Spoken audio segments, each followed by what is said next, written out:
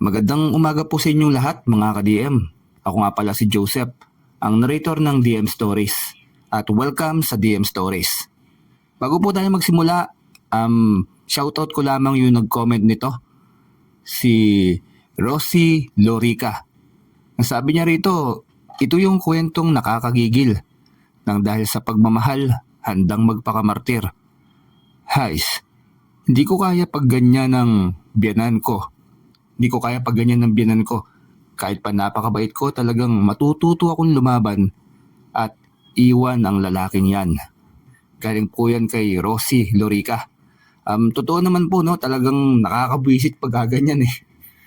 Pero maraming salamat po, Ma'am Rosie, sa napakagandang komento sa ating channel. At ngayon po, yung kwento po natin ay isang napakagandang kwento na naman po nito. Tungkol po ito sa isang binata na iniwan ng magulang, iniwan ng nanay sa parke, tapos lumaking masamang tao. Pero pagdating niya ng edad na 25 anyos, para bang nalaman niyang mali yung ginagawa niya. At dito na magsisimula yung isang napakagandang kwento sa buhay niya. Kung paano niya makikilala yung tunay niyang mga magulang at kung paano siya bibiyayaan ng swerte ng mutya ng batong dilaw. Kaya wag na po natin patagalin. Simulan na natin ang kwento.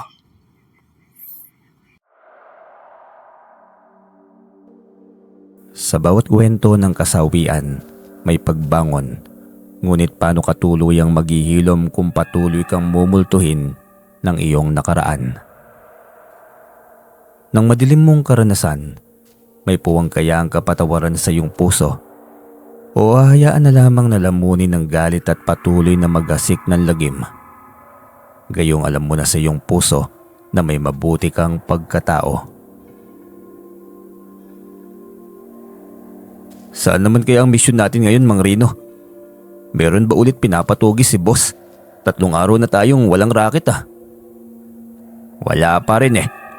Sasabungan na muna tayo, magliwaliw at magpapalipas ng oras habang wala pa tayong misyon na utos galing sa itaas. Para tayong mga preso dito sa loob ng hideout eh. Yun na nga eh. Ayos nga siguro yan, Mang Rino. Nangangamoy alak at sigarilyo na tayo dito sa hideout eh. 1 buwan na tayong hindi nalalabas. Napaghahalataan talagang mga masasamang nilalang tayo eh. Lalabas lang sa gabi kapag may papatumba. Hindi rin kasi tayo basta-basta na lamang pag-alagala sa labas. Mga masasamang loob tayo. Hindi basta empleyado lang. Natural lamang na nagtatago tayo na parang preso. Pero hindi rin naman halos na 1 buwan ay para tayong inalatan na rito. Yun talaga ang bagay na hindi ko gusto, na walang kalayaang gumala. Hindi makapag-aral ng tama. Tamang basa at bilang ayos na. Hindi na po ba ako pwedeng maging normal na tao, Mang Rino? Simula bata ako, walang ibang itinuro sa akin kundi ang gumawa ng masama. Maging asintado sa paggamit ng baril. Maging maliksi at dapat minuto lamang wala nang hininga yung target. Nagre-reklamo ka? Alalahanin mo kung paano kita binuhay, Kiko. Ano? Gusto mo nang kalimutan ang utang na loob mo sa akin? Kung hindi kita kinuha na nanginginig sa sobrang taas ng lagnat, patay ka na sana. Doon mismo sa lansangan kung saan ka iniwan ng nanay mo. Nakalimutan mo na agad, kaya tayo pinagtagpo at kaya ka pa nabuhay na muli dahil ito talaga ang misyon mo. Kalilimutan mo na lamang ba ang utang na loob mo sa akin o hindi? Hindi ko po nakalimutan yun, Mang Rino. Malaki po ang utang na loob ko sa inyo. Yun naman pala, ituring kitang anak. Lahat ng gusto mo ibinigay ko na, kaya wala kang karapatang magreklamo. Biglang nauwi sa sumbatan ng kanilang pag-uusap. Tama rin naman si Mang Rino. Kung hindi siya nito kinuha at dinala sa ospital. Walang marka ang kanyang katauhan, walang alaala ang kanyang kamatayan dahil walang pakialamang lahat. Kahit sarili niyang ina, inabando na siya. Ang ibang tao pa kayang pakalat-kalat lamang din katulad niya. Muli silang tumungo sa galerya de sabungan ng bayan ng San Jose. Mga malalaking tao lagi ang mga sabungerong naroon. Hindi kapiranggot ang logrohan kundi libo at minsan milyon. Ngunit sa pagkakataong yon ay isang matandang sabungero ang nakapukaw ng kanyang atensyon. Bago lamang ito sa sabungan, alam niya dahil nakailang balik na sila sa sabungan na yon. Hindi ang matanda ang umago ng kanyang atensyon kundi ang manok panabong na pag-aari nito. Kiko, napansin mo ba yung tandang na nanalo ngayon lang? Yung tandang na sipit ng matanda? Opo, ang galing. Kaya lang talo tayo, doon tayo pumusta sa kalaban eh. Pero napansin nyo rin po pala yun. Kakaiba siya, parang hindi ordinaryong tandang lang eh. Tama ka, nakapagtataka nga. Nasaksak na eh, kitang kita ko. Pero bakit hindi tinablan? Anong meron kaya sa tandang na yan? Yun nga din po, napansin nyo rin po pala yun. Baka dumulas lamang sa balahibo. Pero ano naman ang meron sa balahibo ng tandang? Nakapagtataka talaga. Nakapagtatakan tunay ika mo. Dumulas, ano yon? Nilagyan ng grasa. Hindi ka panipaniwala. May kakaiba sa tandang na yan. Yun ang tiyak ko. Baka naman engkanto yung tandang. O di kaya'y aswang. Tumahimik ka, Kiko. Hindi ako nakikipagbiroan dito. Ang laki ng naging talo ko dahil sa tandang na yan. Hanep, parang nalinlang tayo eh. Ayos lang yan, ganun talaga. Madali lang naman kitain ng 10,000. Isang buhay lang ang katapat niyan. Bukas na bukas kapag may papatira sa atin si boss, bawi na agad yung talo mo sa sabong. Ang tinutukoy niya yung suhol sa kanila bilang hitman, si Boss X, ang nasa likod ng kanilang kalakaran. Kapag may nais itong ipabura sa mundo o ang iba pang kaalyansa nitong sindikato, sa kanila agad pinapaubaya. Nagpapadala lamang ito ng litrato ng address at binigyan sila ng 2 linggo na palugit para magawa ang misyon. Sa tagal na nila sa serbisyo, wala nang duda ang mga ito sa kanilang husay sa paggawa ng misyon. Malinis at walang bakas, kaya laging burado ang kaso. Umuwing talunan pero hindi mawawala ang pagtataka sa alagang tandang ng matanda o maging sa matanda mismo. Kakaiba ang presensya nito. Hindi niya alam kung bakit parang may ibang matanda o sadyang nakuha lamang nito ang kanyang atensyon dahil sa hiwagang taglay ng alaga nito. Naghahaponan sila nang biglang tumunog ang cellphone ni Mang Rino. Dinampot nito upang tignan kung kanino galing ang mensahe. Ngumiti sa kangising aso sabay iling. Ibang klase talaga itong si Boss X. Walang palta kahit sa matanda, basta pera ang usapan. Sino na naman kayang kaalyansan nitong sugarol ng tinabla nitong matandang ito? Anong ibig mong sabihin, Mang Rino? Sinong matanda yan? Bigatin po ba? Hindi, tingnan mo ito. Di ba kilala mo rin kung sino ang matanda sa litrato? Kanina lang natin napag-usapan ito eh. Ang matandang sabungero kanina, yung 2 beses nanalo ang kanyang alagang tandang. Mismo siya nga. Napakagaling. Pero bakit ang matanda? Mukhang kung dahil sa sabong ay hindi naman kasalanan ng matanda kung nanalo ang alaga niya. Hindi natin alam, saka wala na tayo doon. Ang misyon ay misyon.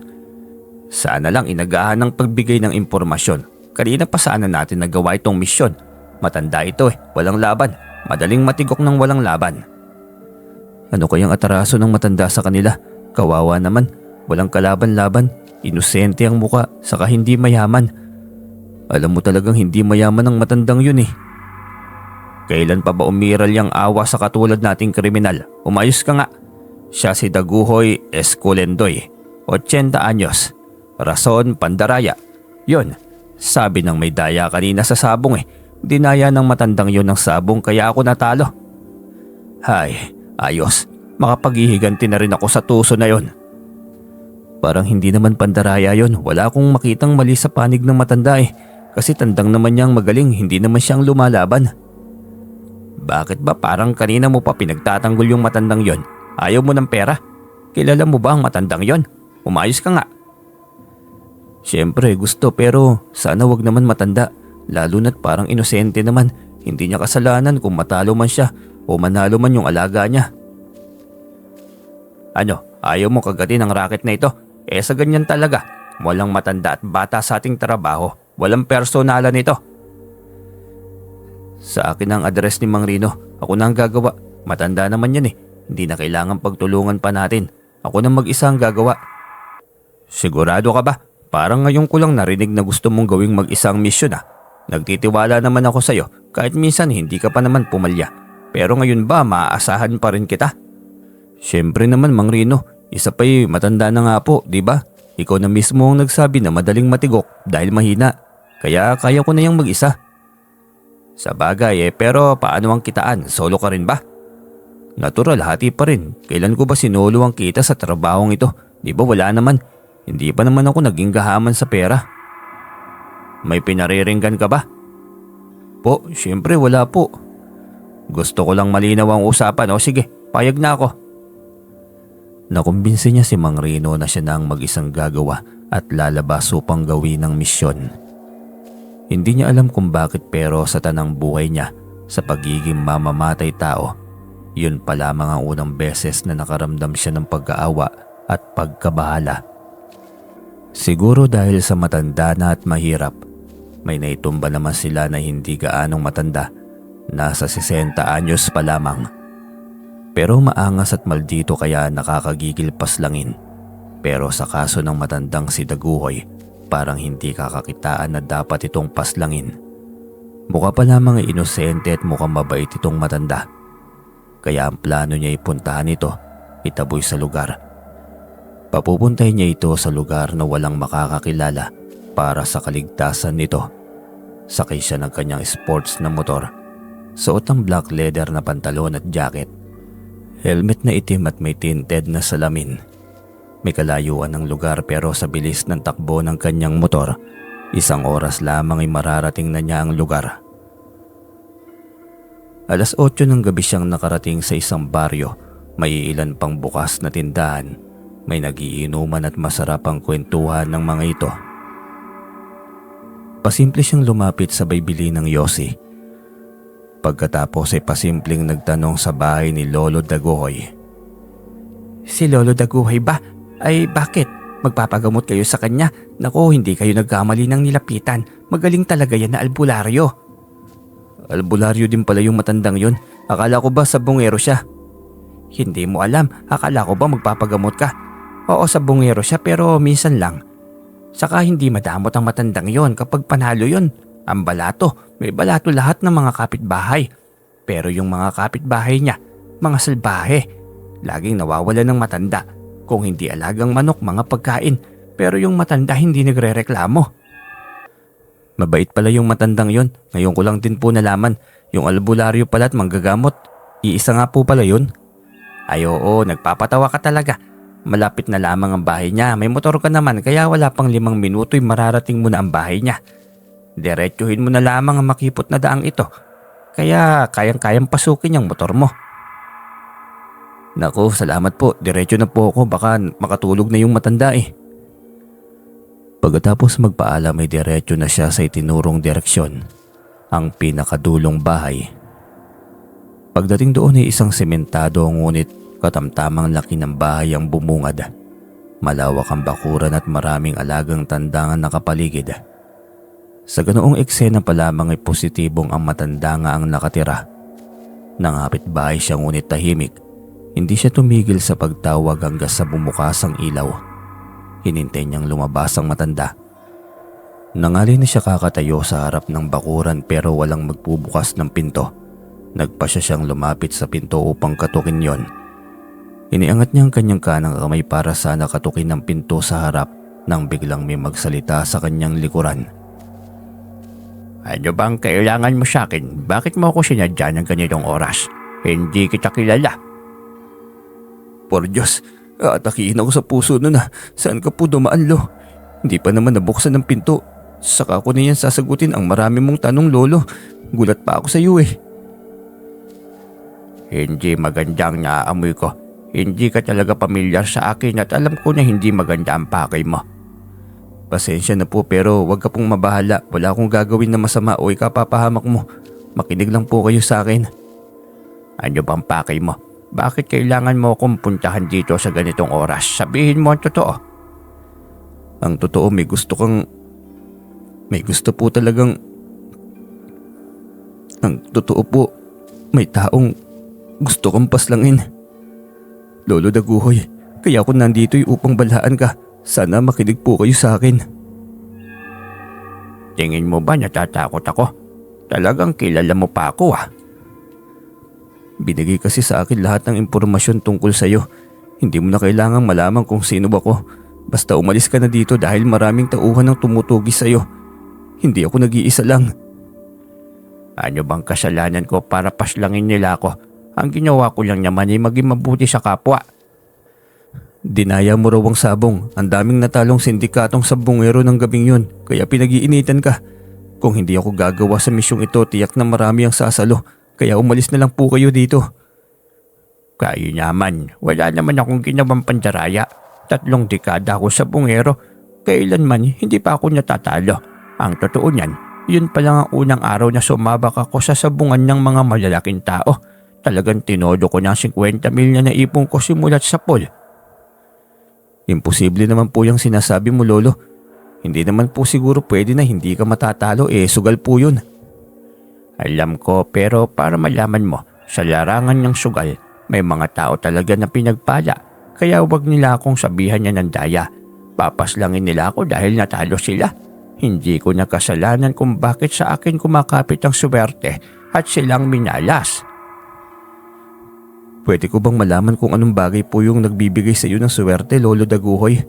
Kung pwede lang naman po sana. Hindi ko pwedeng sabihin yon.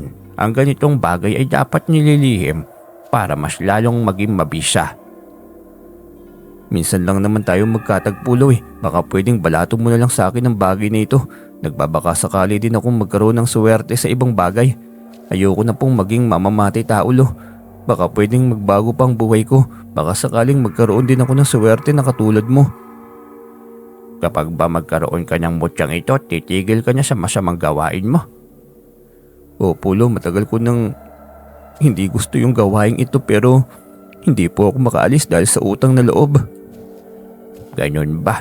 Kawawa ka rin pala. Sandali, may ibibigay ako sa iyong bagay. Saka baka sakaling magbago rin ang buhay mo sa dalang swerte nito. Bagay po. Ano po yun, Lolo? Gusto ko pong malaman. Sandali, dudukutin ko muna sa bulsa ko. Eto.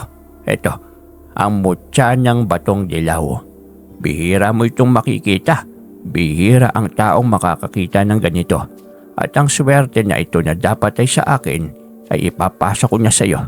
Tanggapin mo. Sigurado po ba kayo, Lolo Daguhoy? Sa akin na lang po yan. Oo, mukhang mabait ka naman. Mangako ka na hindi mo gagamitin sa kasamaan ng mutya. Ang bertod na pinakaunang taglay ng batong yan ni Kabal. Kaya kang protektahan yan. Kung magsasabong ka, ibababad mo lamang yung batong yan. Ipainom mo sa tandang ang pinagbabaran. Yung natirang tubig, idilig mo sa puno ng kahoy, ganun lang. Opo, nakuha ko po.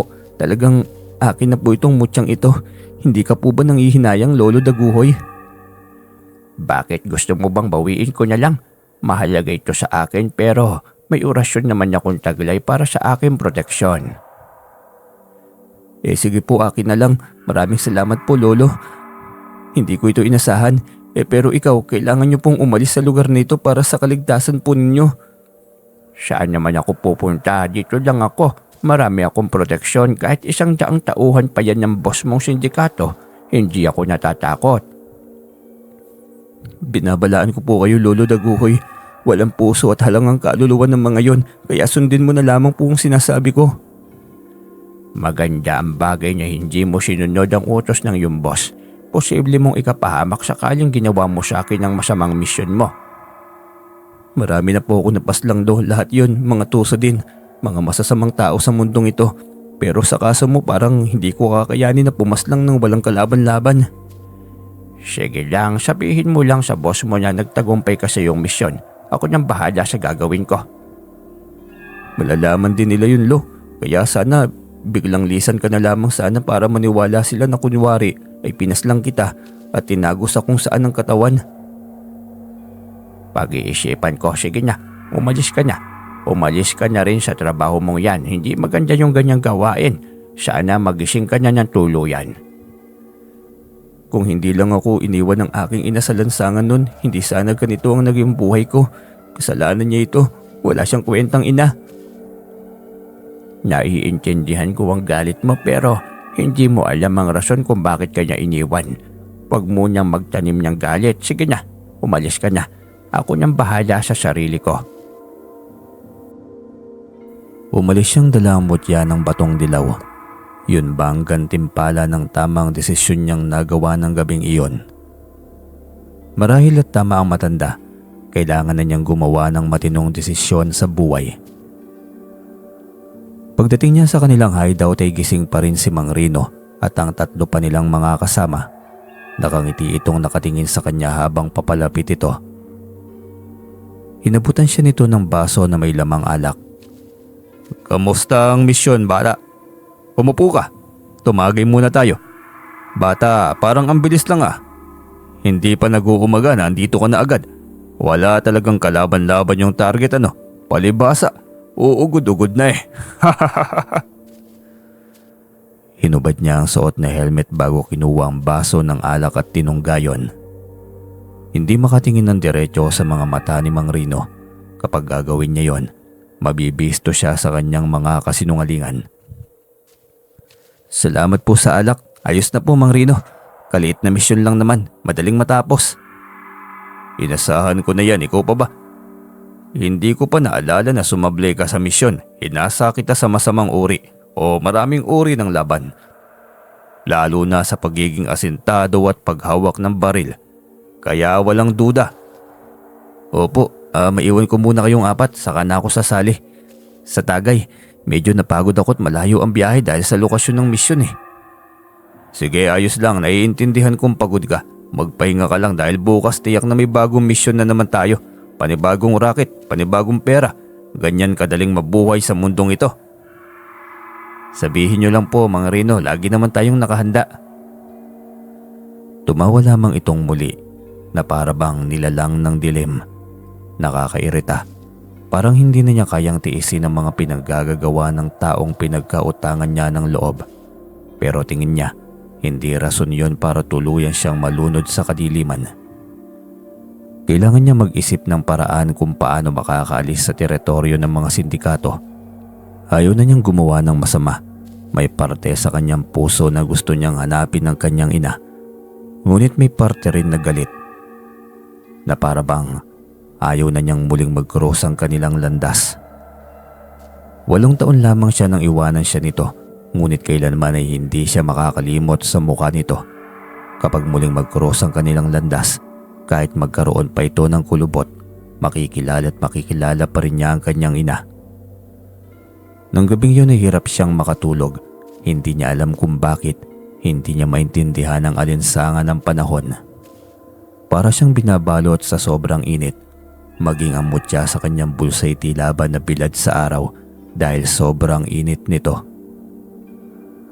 Madaling araw na siyang nakatulog pero hindi pa rin tuloy-tuloy dahil sa maraming masasamang panaginip. Hindi rin niya naalala kung ano ang mga senaryo sa panaginip niyang yon noong siya'y magising na. Diretso siya ng kusina pagkagising. Naroon ang lahat ng mga kasama. Nag-aalmusal. Iniabot sa kanya ni Mang Rino ang 5,000 piso. Parte niya sa dapat ay misyon niya kagabi. Hindi niya alam kung tama ba natanggapin yon pero kailangan tanggapin para hindi siya pagdudahan. "O, parte mo. Kaya galingan natin lagi sa trabaho para hindi tayo mahanapan ng kapalit. Simple lang naman ang gagawin eh. Pero kita mo naman, mabilis ang pera." "Salamat po, Mang Rino." Humirit ang iba nilang mga kasama para humingi ng balato. Kinuha niyang 1,000 inilapag sa mesa. Nasanay ang mga ito na tuwing may mga tagumpay na misyon, may pantunggana naman sila. Hindi mabubuhay ang katawang lupa kung hindi makakainom ng alak. "Okay na yung 1,000, pang-alak nyo lang din naman eh. Ewan ko lang kung maayos pa ba yung atay nyo. Araw-araw kayong nasa harapan ng alak. Tikilan nyo na yan, huy." Tumawa lamang ang mga ito. Nagpasalamat sa kanyang balato.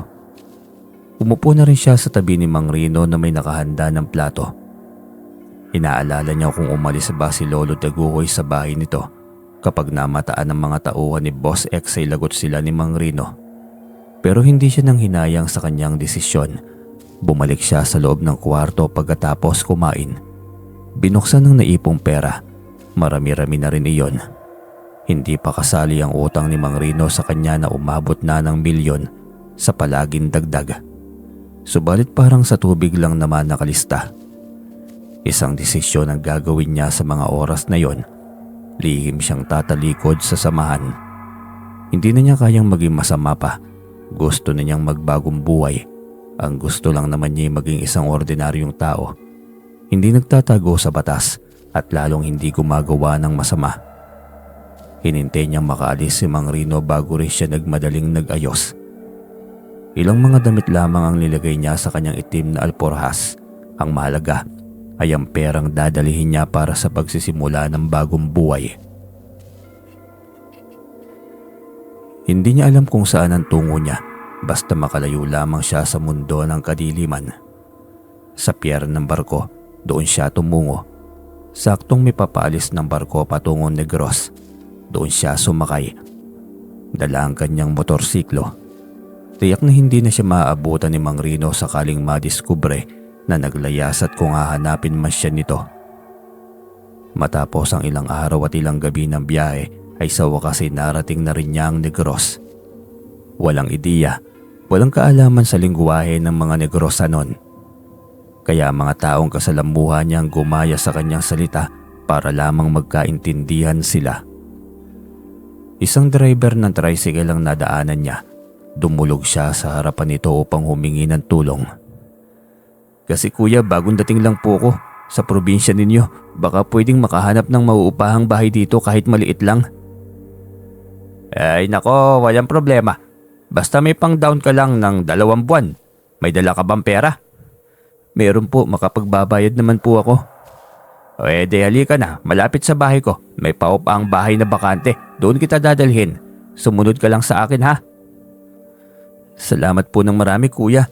Magbibigay po ako sa inyo. Pasasalamat lang dahil tinulungan po ninyo ako.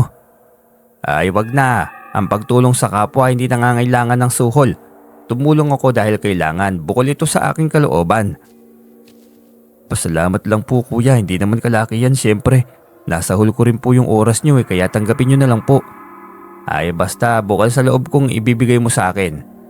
Walang problema yon. Hindi ko na rin tatanggihan kung talagang ipipilit mo. Oo naman po, bukal sa loob ko pong ibibigay ito sa inyo. Ngumiti ito, saka pinausad na ang tricycle. Sumunod siya sa daan na tinatahak nito. Nasa 30 minutos lamang ay narating na nga nila yon. Tahimik ang lugar pagdating nila ron. Hindi siya squatters area. Kaunti pa lamang din ang kabahayan. Yun ang gusto niya kaya hindi na siya nagdalawang isip pa na kunin iyon. Hindi niya alam kung anong buhay ang naghihintay sa kanya. Basta ang pangarap lamang niya ang tahimik at normal na buhay. Walang bangungot ng kasamaan. Matiwasay na pag-iisip. Hindi na takot na baka mahuli at makulong. Okay ko, kumusta dito? Ayos lang ba? Komportable ba? Medyo hindi pa maayos dito. Lubak-lubak pa ang daanan eh. Naku, ayos lang po kuya. Maraming salamat po sa tulong. Nagustuhan ko po dito. Tahimik ang lugar. Siguro mabubuti ang mga puso ng mga taong nakatira dito. Ay totoo yan. Tawagin mo na nga lang pala kung Kuya Dehoy mo. Yun ang itawag mo sa akin dahil yan naman ang palayaw sa akin dito. Salamat po Kuya Dehoy. Ako nga po pala si Kiko.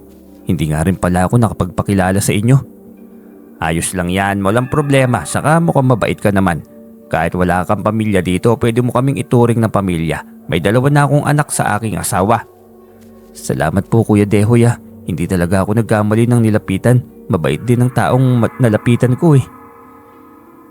Ngumiti lamang ito. Biglang naalala ang lakad mamayang hapon. Oo nga pala, baka gusto mong sumama sa akin mamaya para naman makapagliwaliw ka. Saka para makalibot ka din sa kahit saang lugar lang, hindi ba? Kaya mo ba o magpapahinga ka pa? Saan naman po yun kuya? Baka pwede naman kitang samahan. May oras pa naman para magpahinga sandali. Mamayang hapon pa naman ang alis, hindi ba? Ay oo, sa sabungan sana. Piyesta sa kabilang baryo eh. Hindi ka siguradong mananalo pero hindi ka ba nagsasabong? Subukan mo din minsan. Nakaka-enjoy din naman kaya? Talaga po, nagsasabong din po pala kayo? Oo, may 3 tandang akong alaga. Isa pa lang naman ang nailaban ko dyan. Swerte, nanalo. Pero yung 2, hindi ko pa yan nasubukang ilaban. Yung tatay ko kasi noon medyo mapamahiin. Sa kanya ko nalaman lahat. Albularyo rin yun eh. May mutya pa nga. Hindi lang ako naging interesado nun. Ganun po ba? Kung bibilihin ko kaya yung isa kuya, ibebenta mo ba sa akin? Pupunta tayo mamaya sa sabungan, sasama ako. Gusto ko rin magsabong na akin talaga yung tandang eh. Hindi yung Kristo lamang ako sa sabungan. Aba sige, walang problema. Alin yung nanalo bang tandang? Pwede ko ring ibenta sa iyo yon. Kahit po yung hindi pa nailaban, ayos lang po sa akin. Tiwala naman po ako na may papanalo ko yun eh. Ay halika, sama ka sa akin sa bahay. Walang tao ron. May lakad ang asawa ko. Isinamang 2 anak namin. Malaya ka makakapili ng gusto mong tandang. Sige po. Sumunod siya kay Mang Dehoy patungo sa bahay nito. Pumili siya sa 3. Hindi na niya tinignan ang kalidad ng manok. Mutya pa rin naman ang magdadala ng laban.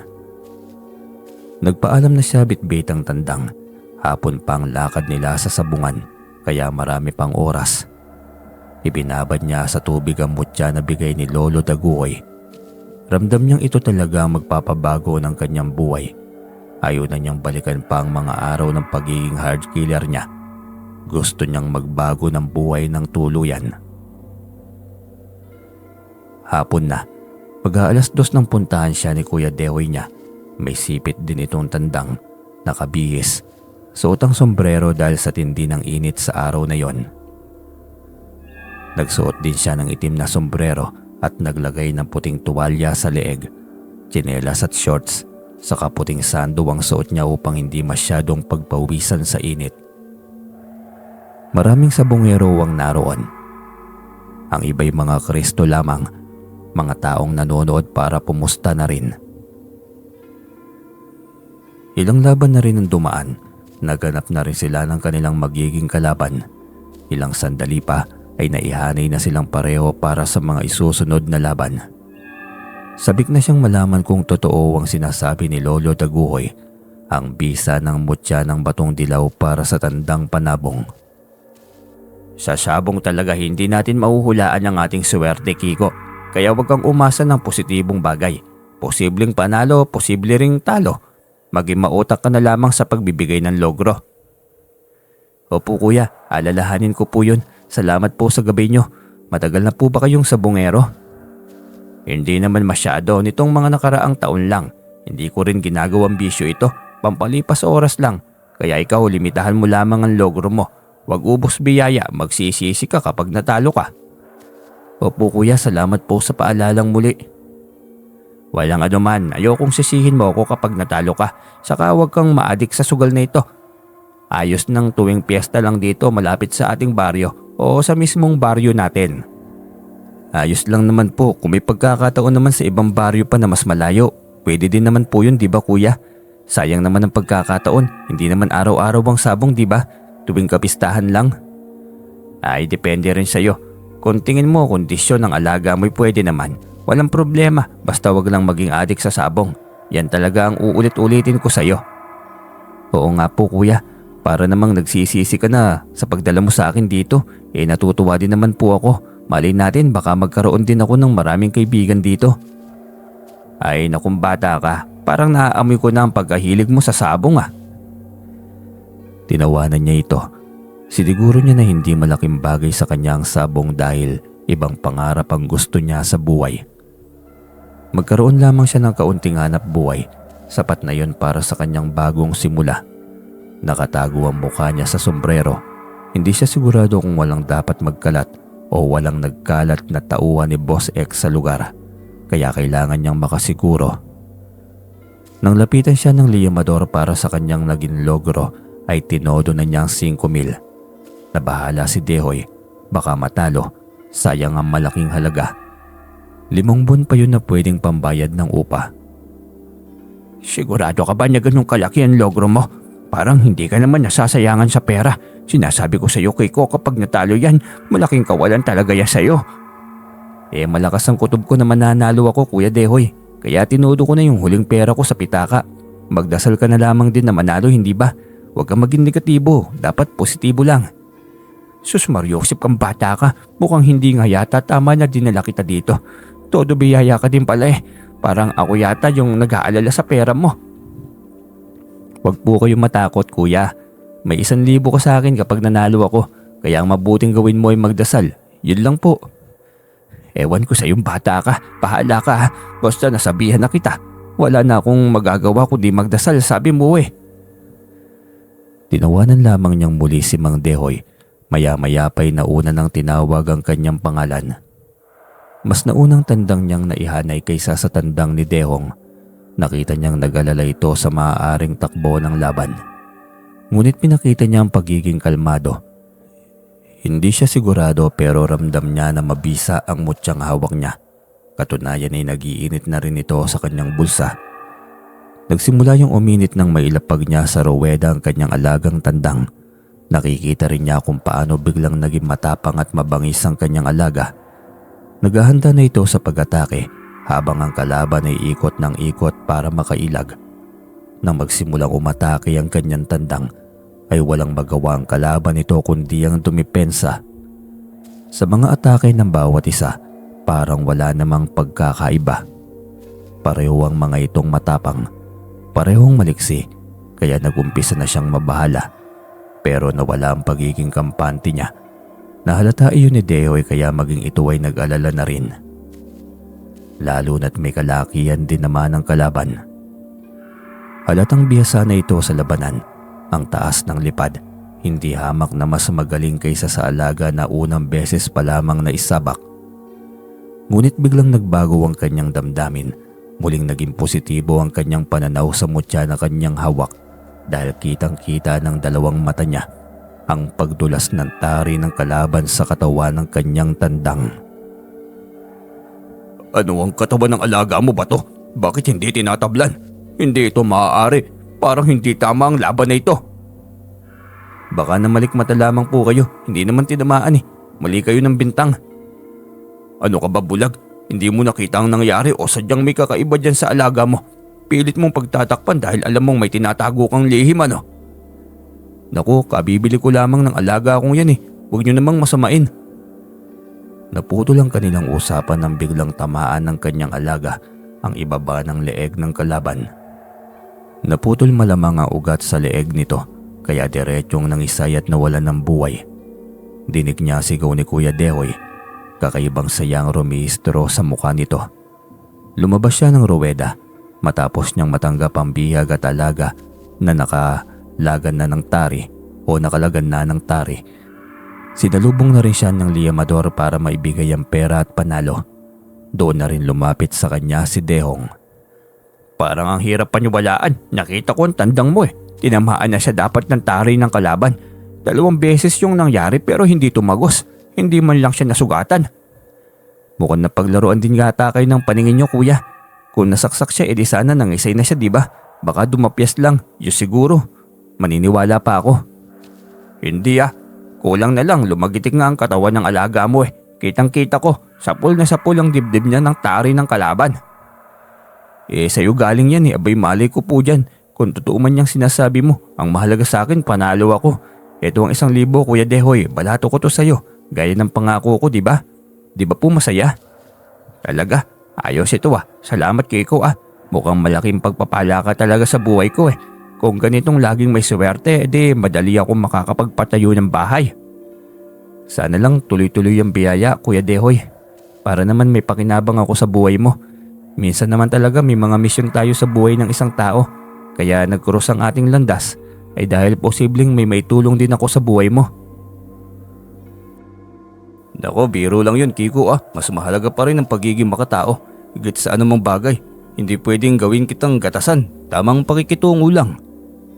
Alam ko rin naman na mabuti kayong tao. O siya, maghintay tayo sa laban ng iyong alaga. Kasunod na yung sayo. Pagkatapos niyang pumasok sa ruweda ngayon lang. Sana lang manalo rin ako kagaya mo Kiko.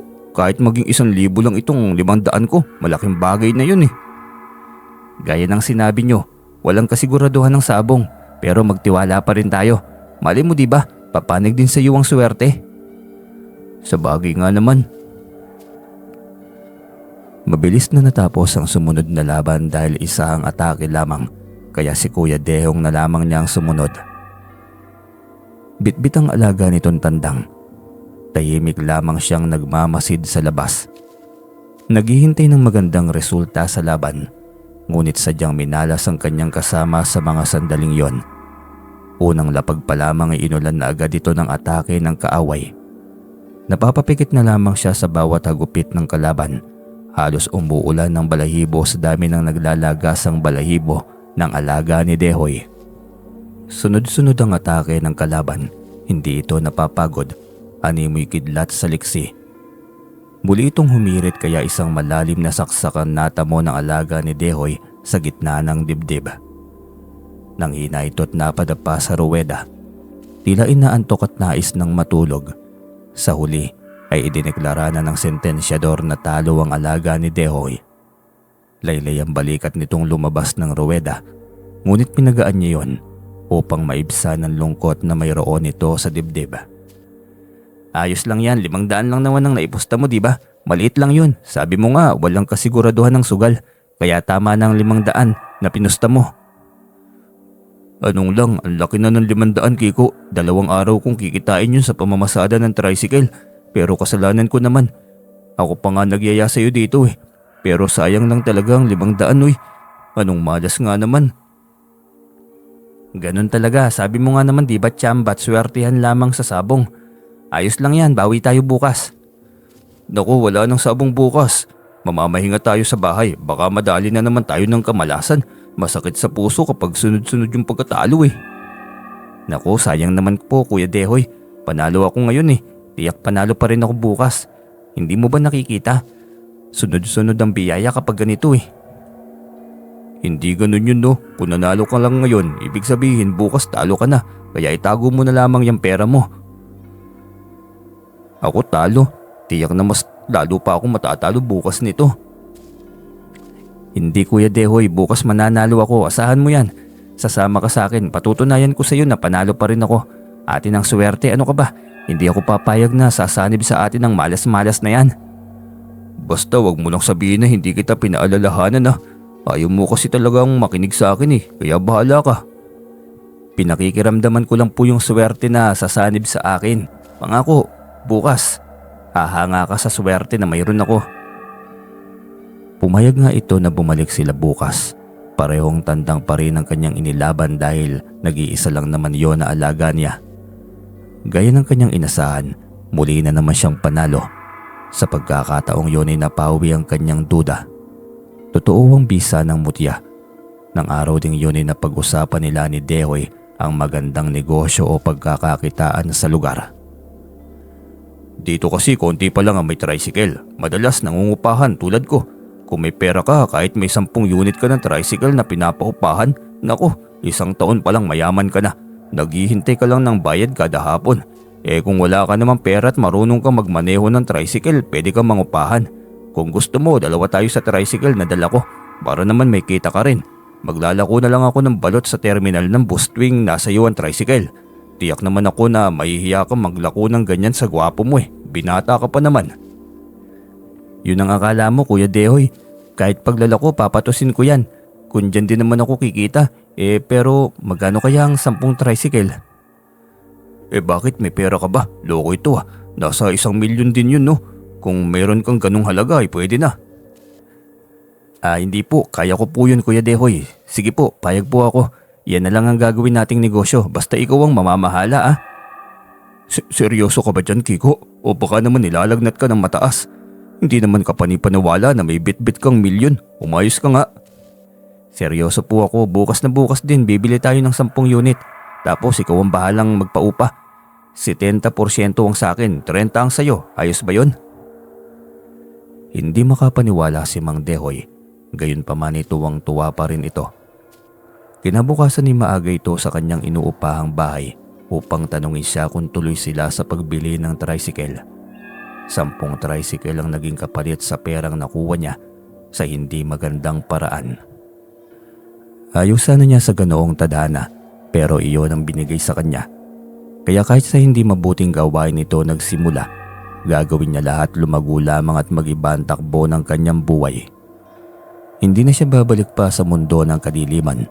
Walang katahimikan sa kanyang isip at puso. Laging mabigat ang kanyang loob. Hindi na niya kaya. Isang buwan na ang lumipas. Naging kampante siya at nakalimutan ang pinagmulang malaking grupo ng sindikato. Hindi niya inakala na mahahanap siya ni Mang Rino at ng mga kasama sa kanyang inuupahan na bahay. Matagal itong kumilos para mahanap siya. Mang Rino, paano niyo po ako nahanap dito? Pakiusap, ayoko nang bumalik sa inyo. Ayoko nang gumawa ng masama. Palayain niyo na ako, Mang Rino. Mananahimik po ako, pangako po yun. Akala mo ba ganun lang kadaling talikuran yung grupo? Kahit sabihin mong mananahimik ka, hindi yan kasiguraduhan na habang buhay kang mananahimik. Pwera na lang kung lalagyan natin ng bulak yung mga ilong mo. Huwag niyo naman po akong paslangin, Mang Rino. Naging mabait at mabuti naman ako sa inyo. Tigilan niyo na lang po ako. Ayoko pong pumaslang ng tao. Kaya kinuha mo ang 5,000 at hinayaan lamang sa matandang si Daguhoy na alam mong ikasisira ng ating reputasyon. Inutil ka, Kiko. Hindi ko inasahan na magagawa mo yan sa akin. Hindi siya nakasagot nang biglang takpa ng telang may gamot na pampatulog ang kanyang ilong. Hindi niya alam kung gaano katagal ang epekto ng gamot. Basta nagising siyang nasa loob na ng barko. Nasa tabi niya si Mang Rino na masama ang titig sa kanya. Subukan mo lang gumawa ng maling kilos. Sinisiguro ko sa iyong hindi ka na makakadaong panampyer.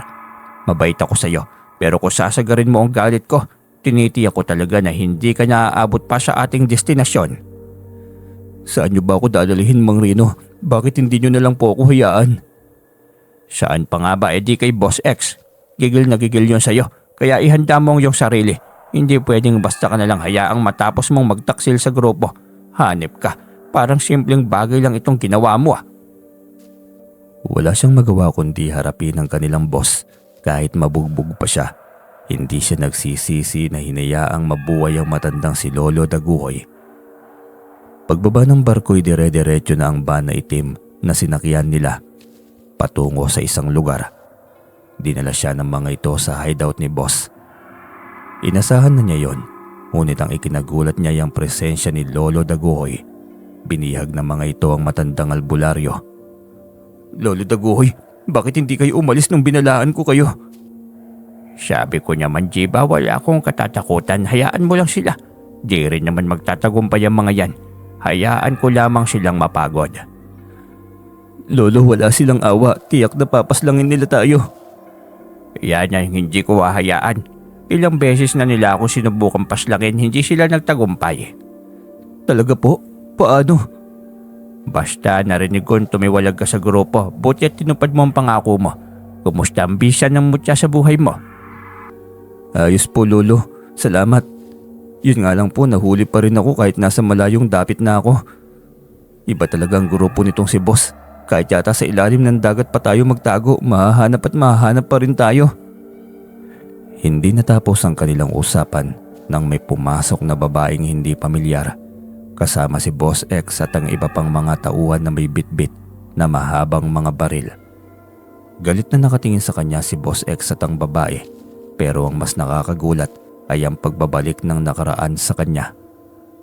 Nakatitig lamang siya sa babaeng katabi ni Boss X.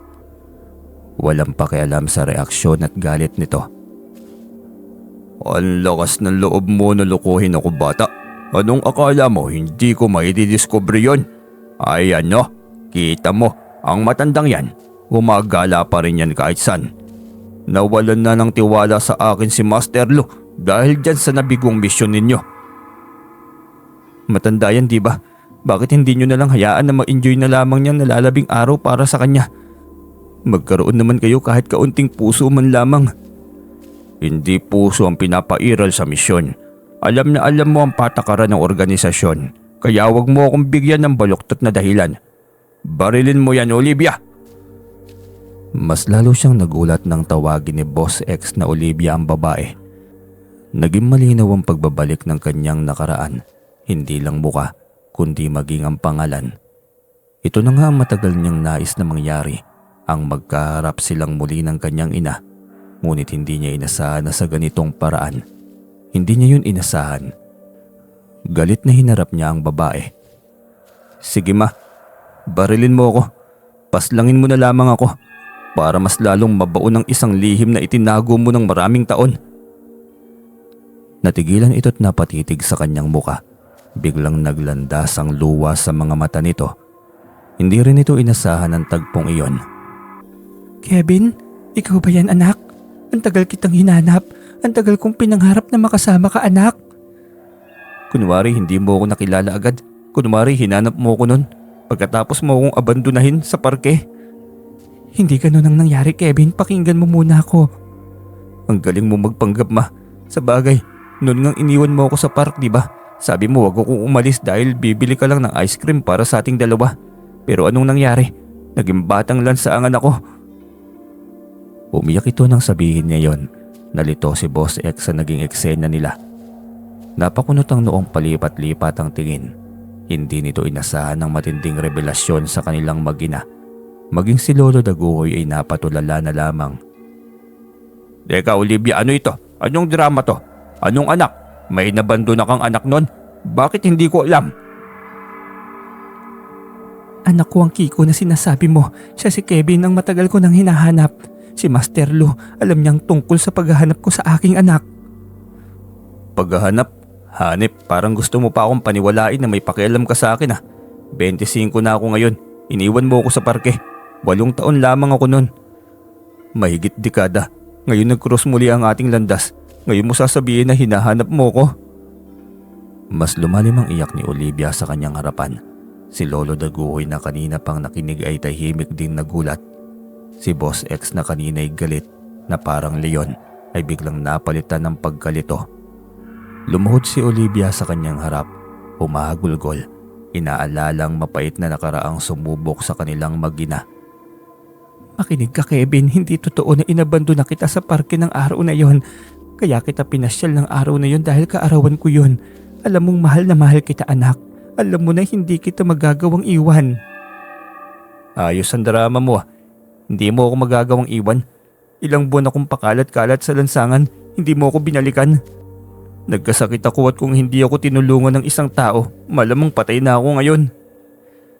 Kung hindi rin ako nakomatose at nagka-amnesia ng mahabang panahon, hindi kita napabayaan na balikan kita agad. Kung sana nagising ako agad. Kung sana hindi ako nagtamo ng amnesia. Ng matinding amnesia, sana nabalikan kita. Hindi tayo nagkawali ng matagal. Comatose? Amnesia? Oo Kiko, nabangka ako ng isang kotse. Isinugod ako sa ospital. 1 buwan ako sa ICU. Noong magising ako, wala akong ibang naalala kundi ang panahong dalaga pa ako at nasa isang organisasyon ako ng malaking grupo. Isang hard killer at minsan tagadala ng mensahe sa lider ng ibang organisasyon. Binalikan ko sila. Bumalik ako sa trabaho na matagal ko nang inabandona. Ni hindi ko na naalala nagkaanak ako. Malamang ay dahil gusto ko na rin kalimutan ng ama mong nang iwan sa akin. Pero kung tutuusin, kasalanan ko rin kung bakit iniwan ako ng iyong papa. Alam mo noong nagka-amnesia ko, mahabang panahon na nanatili ako sa lumang alaala ko. Umabot ng 10 taon yun, pero nang maalala ko ang lahat, hinanap kita. Hindi ko alam kung saan ako mag-uumpisa sa paghahanap, pero ilang taon ako naghanap sa iyo. Hindi ko man lamang alam na tauhan ka ni boss. Kasamahan ko siya noon pang aming kabataan. Batang lansangan ako noon ng dakpin ng mga grupo ng sindikato. Halos sabay kami noon ni Boss X. Nang mamatay ang leader, si Boss X nang humalili. Ginawa niya akong kanang kamay. Sa mga ilegal na droga niya ako inilagay kaya hindi nag-cross ang landas natin. Kevin anak, patawarin mo ko. Walang inang kayang iwanan ng kanyang anak na paglaruan tayo ng tadhana, Kevin. Hindi ko alam kung maniniwala ba ako sa iyo. Ang hirap ng mga pinagdaanan ko. Ayoko ng ganitong trabaho. Ayoko maging mamamatay tao habang buhay. Kahit matanda, papaslangin niyo kahit wala namang laban. Ang matandang yan ang tinutukoy mo na walang laban. Mahigit 100 bala na ang tumama sa katawan niya. Hindi man lamang tumalab. 5 tauhan ko nang napaslang niya sa hindi may paliwanag na dahilan. Tiyak ang matandang yan ang may gawa. Masasama umaani ng hindi magandang karma. Ayusin nyo ang buhay nyo kung ayaw nyong maagang matapos ang buhay na minsan lang ipinagkaloob sa inyo ng mundong ito. Pakawalan nyo kami ni Lolo Daguhoy. Yan lang ang gusto kong mangyari. Kung gusto mong bumawi sa mga pagkukulang mo sa akin, gawin mo itong simpleng hiling ko. Sundin mo, Boss X. Pakawalan mo na ang matanda. Pagbigyan mo ng aking hiling. Ano? Hindi maaari, Olivia. Bakit naman kita susundin? Malaki ang utang na loob mo sa akin, Boss X. Kaya siguro naman marunong ka rin magbalik ng bagay na yon sa akin, hindi ba? Kalagan nyo na ang matanda. Pakawalan nyo si Kevin. Bilisan nyo na. Kalagan nyo ang anak ko. Ay, kung hindi lang sa'yo, Olivia. Sige na, kalagan na yan. Ako nang bahala kay Master Lo. Aayusin nyo ang mga bibig nyo. Kung ayaw nyong sa inyo ibaon ang balang dapat ay para sa kanila. Utos nito sa mga tauhan na nakatayo sa tabi nito. Dalawa sila ni Lolo Daguhoy ang kinalagan. Nagpasalamat siya sa ina ngunit hindi pa niya ito tuluyang napatawad kaya kinausap niya ito bago lumisan. Patawarin mo ako kung hindi kita kayang ituring na ina ngayon. Sana nga darating ang isang araw na maliwanagan ako at maintindihan ng lahat kasi ang hirap tanggapin. Naging masama akong tao dahil sa pag-abandona mo sa akin. Hindi ko tanggap ang buhay kong ito. Gusto kong magbago. Gusto kong kalimutan ang lahat ng madilim na parte ng aking buhay. Naiintindihan kita, Kevin. Hindi ako titigil hanggat hindi mo ako napapatawad. Oo nga pala, siguro nga panahon na para hanapin mo ang iyong ama. Baka sakaling pwede mo siyang bigyan ng puwang sa puso mo. Naiintindihan ko kung bakit niya ako tinalikuran ng mga panahong yon. Sana mapakinggan mo rin ang kanyang paliwanag. Hindi niya alam na may ikaw kasi iniwan niya tayo. 1 buwan mahigit ka pa lang sa aking tiyan at kasalanan ko ang lahat. Hindi ko siya masisisi kung bakit niya ginawa yon. Ibinigay nito sa kanya ang lumang litrato. Tinanggap niya yon at diretsong inilagay sa kanyang bulsa. Wala siyang balak tignan ng itsura nito. Pag-iisipan pa niya kung gagawin ba niyang hanapin ito. Sa wari niya hindi na niya kailangan pa ng ama. Niyaya na niya si Lolo Daguhoy na umalis na. Huwag ka na siguro pang bumalik sa inyo, Lolo. Mahirap na. Baka balikan ka nilang tulog doon. Hindi mo mapaghandaan. Sumama ka na lang kaya sa akin sa Negros. Akong bahala sa'yo. Nakarating ka ng Negros? Ang layo ng lugar na yun na. Paano mo naman naisip na puntahan ng lugar na yon? Basta na lang po ako nakarating doon, Lo. Noong pumalag ako sa grupo. O kumulag ako sa grupo, napadpad ako doon na nagbabaka sakali po. Mabait naman yung mga tao ron. Nakabili po ako ng 10 tricycle na pinapaupahan. At yun ang aking hanap buhay. Nagsasabong po ako at walang palya. Laging panalo dahil sa mutya ng batong dilaw na binigay nyo. Bakit mo nga pala buong pusong ibinigay sa akin ang bagay na yun, Lolo? Wala lang, medyo magaan lang din kasi ang loob ko sa'yo. Oo nga pala, medyo sayang din yung bahay ko. Yung mga tandang ko tiyak na ubos na yon, na nakawin ng mga kapitbahay. Hindi pa naman maasahan yung mga tao ron. Ganun talaga, Lolo, sa ngalan ng pera at sa hirap ng sitwasyon ngayon. Matutukso talaga ang iba na gumawa ng kasamaan. Hayaan mo na lang. Tapos yung bahay mo saka mo na balikan. Magpalamig ka muna sa Negros. Sige, tatanggapin ko ang alok mo. Wala na rin akong magagawa pa. Ayoko rin sayangin ang natitirang buhay ko sa mundo. Marami pa akong pwedeng mapagaling Saka umaasa akong balang araw. Magkikita pa rin kami ng aking anak. Yun, oo naman Pulo. Magkikita talaga kayo niya ng anak mo. Tiwala lang po. Kami nga ni Mama hindi ko inasahan na magkikita pa kami. Pero kita mo naman ng pagkakataon. Ang pagtatagpo pala naming mag-inang naging daan para tuluyan na ako makatiwalag sa masamang organisasyong yon. Hindi na ako magiging mamamatay tao. Tuwang-tuwa siyang hindi niya may paliwanag. Hindi niya alam kung bakit may parte sa kanyang puso ang matandang ito. Gayong ilang beses pa lamang niya itong nakasalamuha. Nagkakape sila noon sa loob ng barko nang biglang napansin ni Lolo Daguhoy na nakausli ang larawang ibinigay ng kanyang ina. Iko, yung larawan ng ama mo baka malaglag. Sayang naman kung hindi mo mahanap yung ama mo. Minsan lang sa buhay magkaroon ng ama, kaya dapat bigyan mo niyang oras na mahanap siya. Ewan ko ba, Lo, parang hindi pa ako handa na hanapin ang aking ama. Pareho silang naging pabaya sa akin May mga pangyayari talaga na magbibigay sa atin ng hinanakit sa buhay. Pero kailangan din nating malaman yung rason. Bakit nagkaganoon? Lahat may dahilan, iho. Kailangan lang pag-intindi, paghilom at pagpapatawad. Tahimik niyang dinukot sa kanyang bulsa ang nakausling litrato Wala sa sarili na tinitigan ng larawan. Napakurap siya ng ilang beses nang mapagsino ang nasa larawan. Nagilamos pa siya sabay kusot ng mga mata. Hindi nagbago ang kanyang nakita. Ito pa rin ang nasa larawan. Bakit? Mukhang kapre ba yung mukha niyang amay mo? Ay, ganyan ka na lamang kung makapag-react nakakatawa ka naman, Kiko. Lolo, kilala ko po ang nasa larawan eh. Hindi ako makapaniwala. Para akong pinaglalaroan ng tadhana. Sa dami ng pwedeng maging ama ko, siya talaga ito.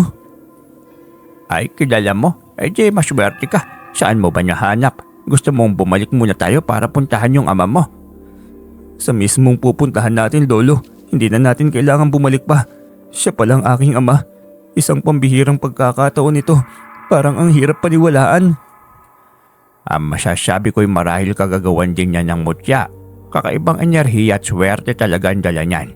Kaya niyang buuin lahat ng bagay-bagay. Nasirang pamilya, nasirang pag-ibig. Lahat. Pero hindi lahat naman ay tumatalab. Sa akin nga hindi tumalab eh. Hindi ko rin maintindihan. Siguro rin hindi pa napapanahon. Kung ganun, utang na loob ko ito sa iyo lahat, Lolo Aguhoy. Kung hindi sa binigay mong mutya, hindi ko rin matatagpuan ang aking ama. Alam mo bang napakabuti niya, Lo? Siyang tumulong sa akin unang dating ko pa lamang sa Negros eh.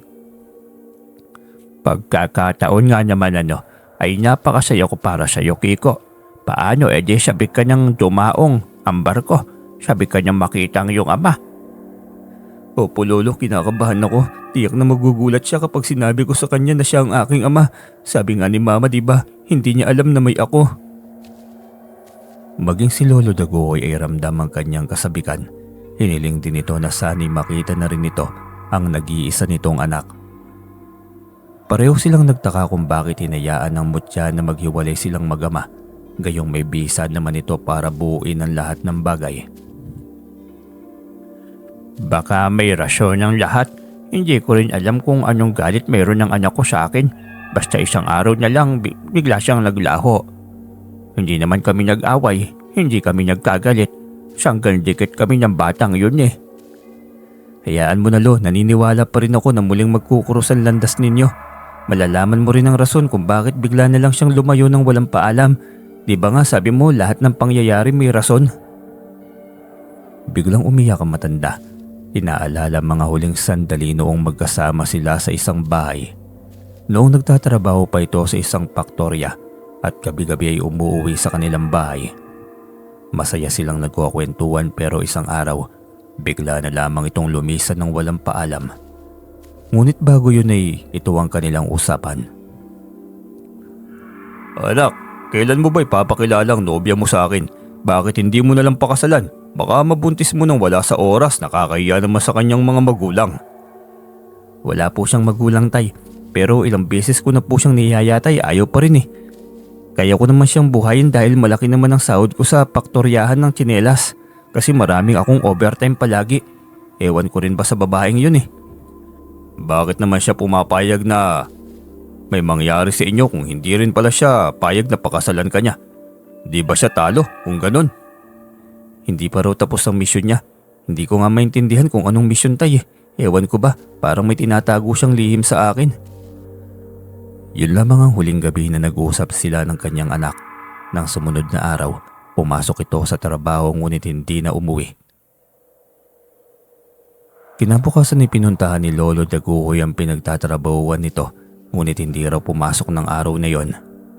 Ang duda niya ay nakipagtanan sa nobya pero parang hindi rin kasi hindi nga papayag na pakasalan ng anak niya kaya paanong magtatanan. Alas 6 ng umaga dumaong ang barko. Diretso agad sila sa bahay ni Mang Dehoy. Walang kung anong salita. Pagdating sa bahay ni Mang Dehoy nang salubungin siya nito, ay diretso agad niya itong niyakap. Walang alinlangan. Emosyonal na hindi niya inasahan. Ganun palang pakiramdam ng yakapin ng ama. Sobrang sarap sa pakiramdam para sa kanya. Yun nga lamang at napakunot ng noo ito habang gulat na nakatitig sa amang si Lolo Daguhoy. Si Mang Dehoy at Lolo Daguhoy ay parehong walang kurap na napatitig sa isa't isa habang siya'y parang paslit na umiiyak sa balikat ng ama. Kiko, may problema ba? Ilang araw kang nawala, saan ka ba nagpunta? Nag-alala kami ng tita Mirna mo sa'yo. Nagpaalam ka man lamang sana. Papa, hindi ko akalaing ikaw palang tunay kong ama. Anak mo po ako, Papa. Alam kong hindi mo inaasahan to pero yan po ang totoo. Papa mo ko? Ako ang iyong ama, ganun. Hindi kita maintindihan. Paano naging anak kita? Si Mirna lamang ang naging asawa ko. Napatingin si Dehoy kay Lolo Daguhoy na noon ay umiiyak rin. Naguluhan si Dehoy kaya inilabas ni Kiko ang litrato nito. Kilala mo ba kung sino ang huling binigyan mo ng litrato na ito? Tiyak naman ako naaalala mo pa siya, hindi ba? Bakit nasa iyo yan? Kay Olivia yan. Binigay ko ito. Ano ito? Saka bakit kasama mo si tatay? Naguguluhan ako. Ano bang nangyayari? Akala ko nakalimutan mo na ako, anak. Ako rin naguguluhan din ako. Hindi ko man lamang alam na ikaw palang ibig sabihin ni Kiko. Hindi ko alam na apo ko siya habang magkasama kami. Kaya pala ang gaan-gaan ng loob ko sa batang ito. Si Kiko naman ang nagulat at nagpalipat-lipat ng tingin. Tatlo silang naguluhan sa sitwasyon ng mga sandaling iyon. Lolo, si Papa ang ibig mong sabihin, anak mo. Mag-ama rin po kayo. Ibig sabihin lolo kita. Oo, hindi ko rin alam eh. Hindi mo naman kasi sinabing si Dehoy pala yung tinutukoy mo. Sana naman pala sinilip mo man lamang kanina yung larawan na hawak ko, ano? Papaglaro talagang tadhana. Hindi ko pa rin maintindihan paano kita naging anak kay Olivia. Ibig sabihin buntis siya noong mabisto ko ang masamang gawain niya. Marahil ang sabi ni Olivia 1 buwan lang si Kiko sa kanyang tiyan nang iwanan mo. Bakit mo iniwan kung kailan buntis na siya? Pati ako hindi mo rin binalikan. Maitinanan kang babae dito. Hindi ganun yun, tay. Alam mo kung gaano ko kamahal si Olivia. Pero ayokong mag-asawa ng mamamatay tao. Huling-huli ng 2 mata ko kung paano niya pinaslang ang amo kong inchik eh. Walang pag-aalinlangan, walang awa. Hindi niya inasahan na nasa malapit akong naglalakad pa uwi ng mga sandaling yun. Doon niya pinagtapat na isa siyang hired killer ng mga sundalo. Hindi ko matanggap, tay. Kaya ng gabing yun, para akong baliw na walang direksyon kung saan ako tutungo. Napansin ko na lamang nasa pier na ako. At ito nga, dito ako pinalad na makapag-asawa. Kasi si Mirna ang tumulong sa akin noong walang-wala akong kilala dito eh. Si Mirna ba? Siya ba yung asawa mo? Opo, tay, mabait si Mirna, masipag. Binalak namin na umuwi sa inyo, tay, para sana makilala mo rin yung mga apo mo. Kaso laging kapos. Sakto lang palagi ang kita ko. Kiko, anak, patawarin mo ko. Sa tagal ng panahon ngayon ko lang alam na may anak kami ni Olivia. Patawarin mo ko, anak ko. Sobrang laki ng pagkukulang ko sa iyo. Hindi ko na alam kung paano pa ba ako makakabawi sa iyo eh. Hindi mo naman kailangan bumawi, Papa. Naiintindihan ko po ngayon kung bakit sinasabi ni Mama na siya ang may kasalanan. Masaya lang ako. Kaya pala parang konektado ako kay Lolo Daguhoy. Siya pala talaga ang totoo kong lolo. Iisa kami ng dugong nananalitay sa ugat. Tunay nga ang bisa ng mutya. Pinagbuklod niya tayong lahat. Napakagaling ng mutya ng batong dilaw. Karapat dapat din pala ako sa mutyang ito, Lolo. Kasi apo mo ko. Pangako po, Lolo, iingatan ko ang mutya. Gagamitin ko ito sa kabutihan. Pero syempre, may oras din sa sabong paminsan-minsan. Tawa ng silang mag-ama at maglolo. Walang kapantay na kaligayahan. Sama-sama silang pinalago ng kanilang naumpisahang kabuhayan. Tuwing may kapistahan ay sabay silang tatlo sa sabungan. May paminsan-minsang nagpapagamot kay Lolo Daguhoy. Tuloy pa rin ang misyon nito sa lugar kung saan ay estranghero pa lamang ito. Hanggang sa tuluyan na siyang nakilala na isang magaling na albularyo. Inalok nito si Kiko. Naturuan ng pagiging manggagamot ngunit mabilis ang pagtanggi niya. Hindi niya nakikita ang sarili bilang albularyo. Tutulong na lamang siya sa kapwa sa ibang paraan. Wag lamang sa panggagamot na wala naman siyang alam. Hindi man niya lubos na patawad ang ina. Alam niyang balang araw ay darating ang araw na yon dahil ang inay niya ay kanyang ina. Mas makapal ang dugo kaysa sa tubig. Inasahan niya na yon. Sa muling pagtatagpo nila ng kanyang ina ay handang-handa na siya. Bali hanggang dito na lamang po yung kwento natin, mga ka-DM. Na-miss niyo po ba yung ganitong kwento? Abay, napakaganda po. Kahit ako, naiiyak ako eh. Tagang grabe emosyon ko eh. Kayo po, ano pong gusto nyo? Ano pong masasabi nyo sa kwentong ito? Nagustuhan nyo po ba? At na-miss nyo rin yung mga gantong kwentuhan natin? Comment nyo po sa baba at babasahin po natin yan.